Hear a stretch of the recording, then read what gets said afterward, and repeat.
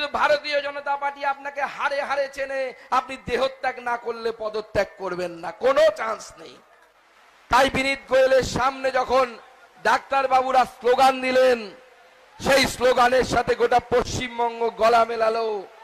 ভোর হলো দোর খোলো, ভোর হলো দোর খোলো। বিনীত গোয়েল ওঠরে, দাঁড়িয়ে আছে হাওয়াই চটি আলতো করে চাটরে, দাঁড়িয়ে আছে হাওয়াই চটি আলতো করে চাটরে। এই ধরনের স্লোগান গোটা বাংলা থেকে উঠলো। আমাদের লজ্জা লাগে মাননীয় মুখ্যমন্ত্রী, আপনার হয়তো লজ্জা লাগে না। আপনি আপনার দোকান কেটে ফেলেছেন, নির্লজ্জ বেহায়ার মতো আচরণ করছেন। আপনার পুলিশ তথ্য প্রমাণ লোপাটের অভিযোগে এই মুহূর্তে গ্রেপ্তার হয়ে সিবিআই এর হাতে আছে। তালা থানার ওসি বেচারা নিচু তলার পুলিশ, গোবেচেরা মুখ, তার মুখ দেখে বোঝা যাচ্ছে যে তার মাথায় অত দম নেই, তার মাথায় ধরে 10টা মাথা নেই, তিনি সেই ধরনের কাজ করবেন। তালা থানার ওসির কাছে প্রত্যেক সময় নির্দেশ গেছে, ওই সেই নির্দেশের মধ্যে লেখা ছিল ম্যাডাম বলেছেন এটা করতে হবে, ম্যাডাম বলেছেন এটা করতে হবে। তাই তালা থানার ওসি আসল অপরাধী নয়, আসল অপরাধী হচ্ছে সেই ম্যাডাম, যে ম্যাডাম নির্দেশ পাঠিয়েছে। তাই ভারতীয় জনতা পার্টি সেই গোড়ার গলতটাকে শুধরোতে চায়। তাই ভারতীয় জনতা পার্টি স্লোগান দিচ্ছে দফা 1 দাবি 1, মমতার পদত্যাগ। সুপ্রিম কোর্টে সিবিআই বলেছে মাত্র 1000 জনের ফুটপ্রিন্ট সেই ক্রাইম সিন থেকে পাওয়া গেছে। বা মুখ্যমন্ত্রী সাবাস, কি অসাধারণ এগিয়ে বাংলার মডেল তৈরি করেছেন আপনি। আপনার বাড়ি অবধি যদি এই মাইকের আওয়াজ যায়, আপনি শুনুন।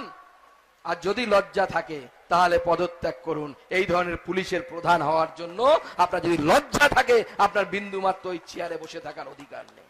আমরা অবাক হয়ে দেখলাম, আপনি এসে বললেন, আমরা তো সবাই হতবাক হয়ে গেলাম। আপনি বললেন জনগণ চাইলে আমি পদত্যাগ করে দেব। কিন্তু ভারতীয় জনতা পার্টি জানে জনগণকে হয়তো আপনারা বোকা বানাতে পারবেন, আপনি হয়তো, কিন্তু ভারতীয় জনতা পার্টি আপনাকে হারে হারে চেনে।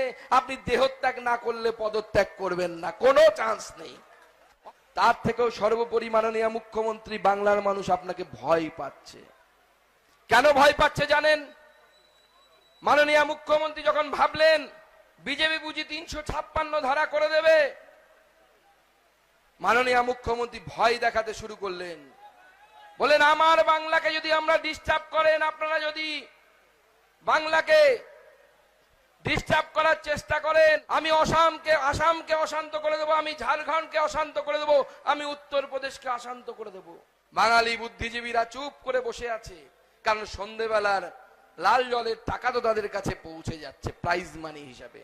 কবির কবিতা আর বেরোচ্ছে না, কন্ডম কবিও লিখছেন না, যিনি জয়ফুল কবি তিনিও লিখছেন না, চুপ করে বসে আছেন, ভাবছেন উপঢৌকন যদি বন্ধ হয়ে যায়। সুবোধ বাবু আর বিদ্রোহ করছেন না, নচিকেতারও কেতাও দেখা যাচ্ছে না, তার কোনো কিছুই বেরোচ্ছে না, সবাই চুপ। কারণ সবাই দেখছে রানী উলঙ্গ, তবুও বলছে সাবাস, রানী কি রাজ্য চালাচ্ছে।